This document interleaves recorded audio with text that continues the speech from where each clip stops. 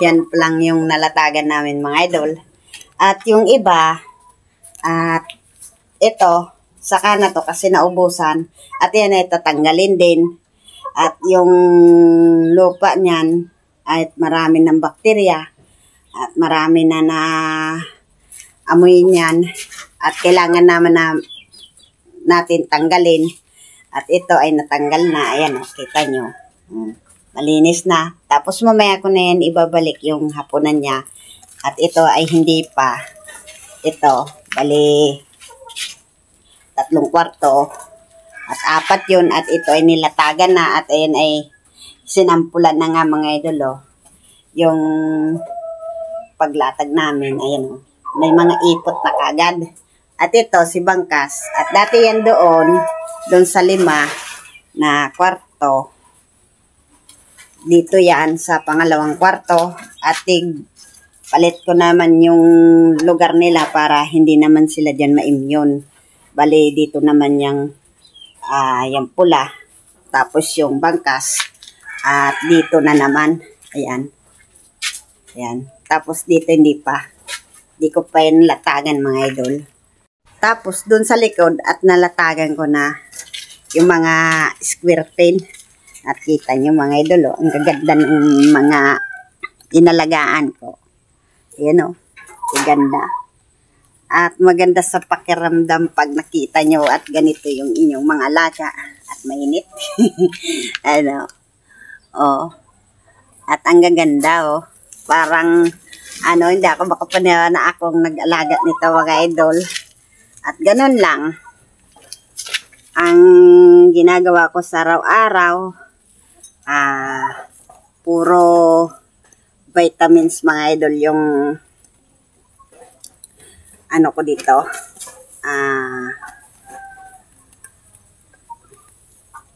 Hinahalo ko sa patoka. Kaya ganyan kaagad, ang bilis kaagad nila lumaki. At bilis agad na mag-matured. Tapos yung balahibo nila at makitab. Kasi gawa nung ang pinaghalo na yung patoka nila. Kasi fermented ko yung patoka nila. At ayun ay naging busy tayo kasi ayan nga ako lang yung nag-aalaga. At wala tayong dito kasi yung kasama ko ay plastado. At gano'n mga idol. Siyempre, alas 2 na. At maya magbibigay tayo ng patoka. At para maaga tayo matapos. At gano'n lang. Siyempre, pagkatapos nung pagbigay ng patoka nila, ayun ay fresh water. At ganun lang mga idol. Kaya naging busy ako kasi yun nga. At nilagyan ko kasi ng mga buhangin yung nila. Yung apakan nila para hindi sila ma-immune dun sa bakterya. At ang ganda Yan yung unang inalagaan ko. Yung nagpisa yung sisiw. At ang bilis nilang lumaki. At bali kapatid yan ni Brassback. Lahat to mga idol. At ganito laki yung aking mga inalagaan. Malinis na yung kanilang apakan at hindi na sila yung sabing maputik kasi ilang araw din na basa ang lupa. Yung tawag sa amin ay laboy. Ayan. Tapos yung mga inalagaan ko. At ang sobrang bilis nilang lumaki. At bago tayo kasi hapon na at mag-start na ako magbigay ng patoka. At ganun lang mga idol. Siyempre kung bago ka pa lang sa aking channel, please like and subscribe naman dyan sa aking notification bell at para lagi kayong update sa aking video. At dahil lang tayo nakapag update o nakapag-video kasi ilang din tayo naging busy. At ito rin yun mga idol yung aking inalagaan. Ayan.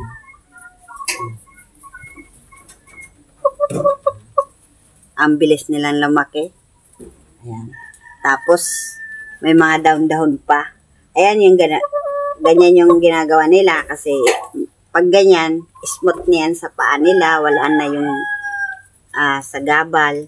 Yung kasi nung hindi ko pa nalatagan mga idol, flat pa yan at wala silang nakakayas. At yun ay nalatagan natin at nakapag-kes-kes sila dahil yan smooth na yan sa paa. Yung pinumbuangin kasi galing yan sa dagat, siyempre maalis na yan yung bakterya.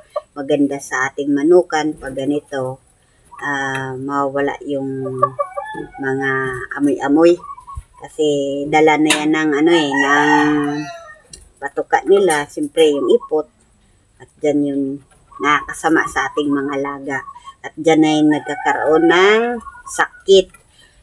Para iwas tayo sa sakit at lagi lang natin lagi na lang natin linisin yung ating paligid para yung ating mga laga ay hindi magkakasakit. Ayan mga idol, at hanggang dito na lang. At ayan, nag-try lang ako mag-video kasi yan nga yung ginawa namin ni Q. At buti nakuha natin siya ng, siguro nag-start kami pag latag dito mga idol ay linggo, mga 2 araw. Tapos siyempre alternate kami, kahapon di kami nakapag kasi pay-pahinga muna at hindi na muna natin abusuin yung ating katawan kasi uso naman ngayon yung trangkaso at para baka naman tayo ay magkasakit, kaya hinay-hinay lang kahit papano at matatapos rin tong ginagawa ko na pagtatambak ng buhangin doon sa aking mga alaga kasi ayaw ko nung yung mabaho kasi iba na yung amoy nung mga sa breedingan. At yan naman mga idol doon sa avocado at meron na din doon ng itlog dahil yun nga simula ngayon mga idol, ngayon November December, siyempre start na pagbe-breed. Kami trinay lang yun ilagay si Bangkas kung baga marunong siya magmanada at ngayon naman ay nagmamanada siya. At dun sa avocado ay kailangan din namin yung papisain at ilalagay natin sa incubator para i-sure natin na maayos yung paglilimlim ng itlog kasi pag hinayaan lang natin dun sa mga inahin kasi meron din na mga inahin doon na marami siyempre mabubulabog sila. Mabubulabog sila dahil kung halimbawa may pupunta doon sa naglilimliman at baka naman mababasag yung itlog. Kaya para secure, pipick upin natin para ilagay natin sa incubator para hindi mabasag. Kaya yan mga idol, hanggang dito na lang at bye-bye.